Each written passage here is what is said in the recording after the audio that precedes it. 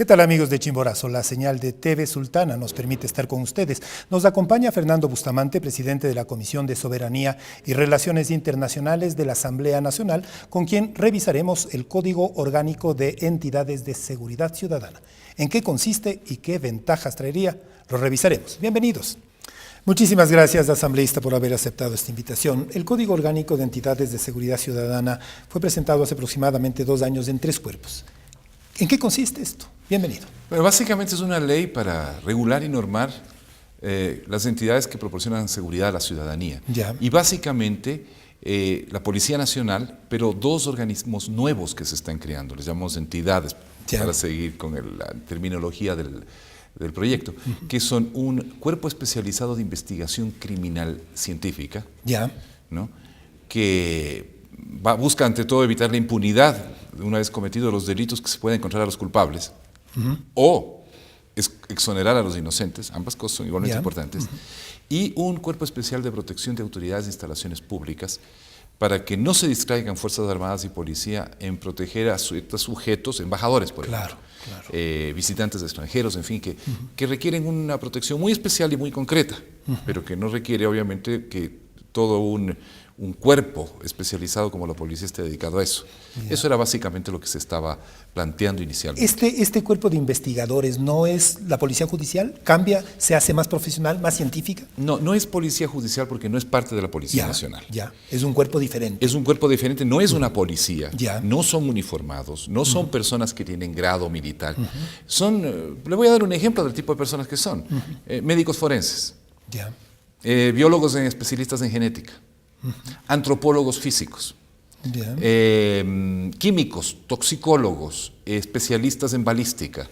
Ya. Estamos hablando de científicos o personas con alta formación profesional que son capaces de determinar los indicios, levantar las pruebas y luego evaluarlas y tratar de usarlas como... Es decir, un especialista en informática podría ser parte de este cuerpo. Absolutamente, absolutamente, ¿no?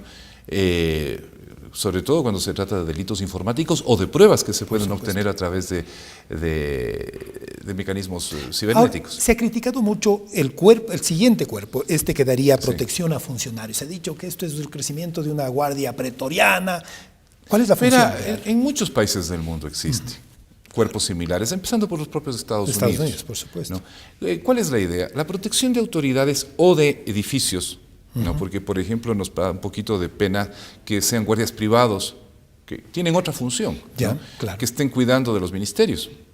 Imagínense que el Estado no tiene capacidad de tener su propia guardia de seguridad para las instalaciones.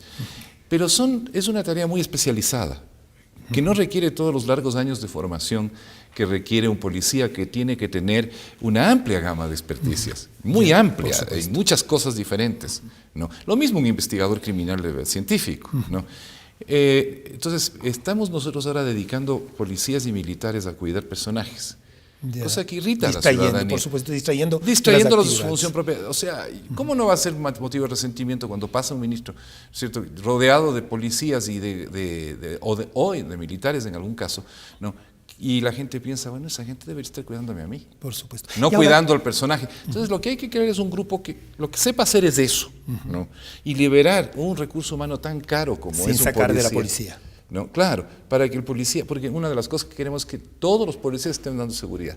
Por eso también en el código se saca a los policías de todo trabajo administrativo. Ya, ¿qué novedades trae en el caso de la policía? Le doy, por ejemplo, eso. O sea, se acaba todo lo que sea trabajo administrativo, de escritorio, no especializado de seguridad, tienen que ser los civiles. Entonces se incorporan como empleados civiles de la Policía Nacional.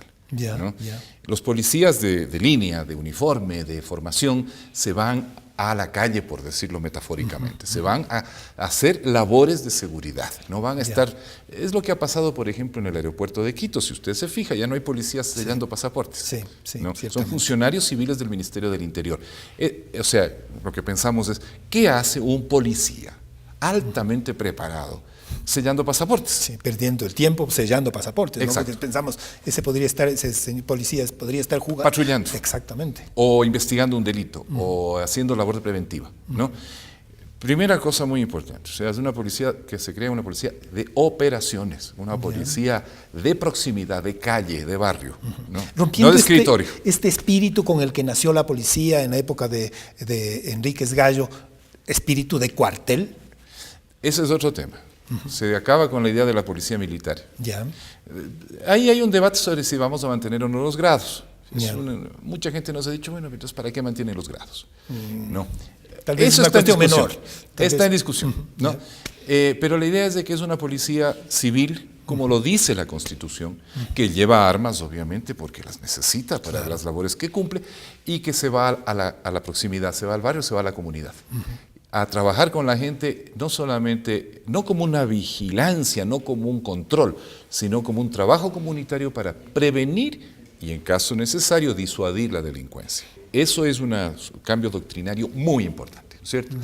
¿Cuál es la posición de la policía al ser un cambio, como usted manifiesta, asambleísta, doctrinario? Tal vez ya de sus raíces, de sus bases. Bueno, yo le voy a decir que muchos altos oficiales actuales de la Policía Nacional son creadores de este concepto. Ah, o sea, no. O sea, no hay conflicto. Me imagino que habrá algunos que les gustaría seguir con el modelo actual, es posible, pero lo que quiero decir es que no es un concepto extraño, no es un concepto que va a romper con una ética institucional o con una cultura institucional. Claro que implica el cambio, un cambio de autoimagen sobre todo, pero yo creo que para la población y para la propia legitimidad de la Policía Nacional, para su propia imagen, para su propia estima ante la ciudadanía, es un poderoso incentivo, porque queremos del policía amigo, del policía querido, estimado, como es en algunos países. Parte del barrio, claro, parte ¿no? del barrio. Del barrio, de la ciudad, del condominio, del pueblo, de la parroquia, que sea una persona de confianza, una persona a la cual se le pueda ir con los problemas, a la que se le pueda llamar, que se sepa que está ahí, y que además tenga ideas, que genere pensamientos sobre cómo hacer frente a los problemas locales. Pero esto con los tres primeros cuerpos. Se presentó un número 4 y este generó polémica, particularmente desde las Fuerzas Armadas. ¿Por qué? A ver, primero no hay un cuarto libro todavía. Hay una propuesta que fue enviada por el Ministerio Coordinador de Seguridad. Es la propuesta de hacer un cuarto libro. Entiendo que ahí en el gabinete se ha discutido que si es un código de entidades de seguridad ciudadana, de una vez que sea de todas las entidades que proporcionan seguridad a la ciudadanía de una u otra forma. Y en ese caso se pensó, bueno, entonces aprovechemos de normar otras entidades o de crear otras entidades, como por ejemplo la Policía Aduanera, como los cuerpos de vigilancia municipales, como las policías de tránsito municipales, ¿no? Como la Policía Forestal. Lo que se llamaría Guardia Forestal, que sería en realidad una policía ambiental, ¿no? Es para proteger nuestro medio ambiente de todas las depredaciones a las que está sometido continuamente, por desdicha, para también ir al tema de guías penitenciarios y bomberos, ¿no? O cuerpos de socorro y de rescate. Insisto, la idea no es crear un marco rígido, porque obviamente hay algunos temas que son de competencia de los gobiernos autónomos descentralizados. ¿Por qué la polémica entonces?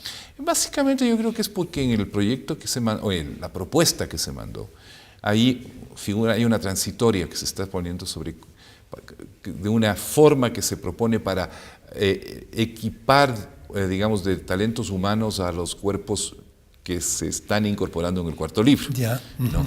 Que es utilizando personal de Fuerzas Armadas para ello, de acuerdo a determinados incentivos. La idea es reducir el costo, o sea, por ejemplo, la Guardia Ambiental o Guardia Forestal, el nombre es otro tema, ¿no? Digamos que la Policía Ambiental que se pensaría crear, que no puede llamarse policía porque la Constitución establece que hay una sola Policía Nacional, habría que llamar Guardia Ambiental o Cuerpo de Vigilancia Ambiental. La idea es de que, bueno, podría algunos de sus cuadros, porque se va a necesitar, contratar gente, preparar gente, formar gente, que una gente que venga de Fuerzas Armadas se integre y con su partida, ¿no es cierto? Con lo cual no se habría y con su rango inmediatamente superior. Exacto, además, ¿no? Lo cual permitiría, ¿no es cierto?, evitarse la necesidad de crear nuevas partidas, permitiría reducir el tamaño de Fuerzas Armadas y usar sus recursos humanos en otras partes.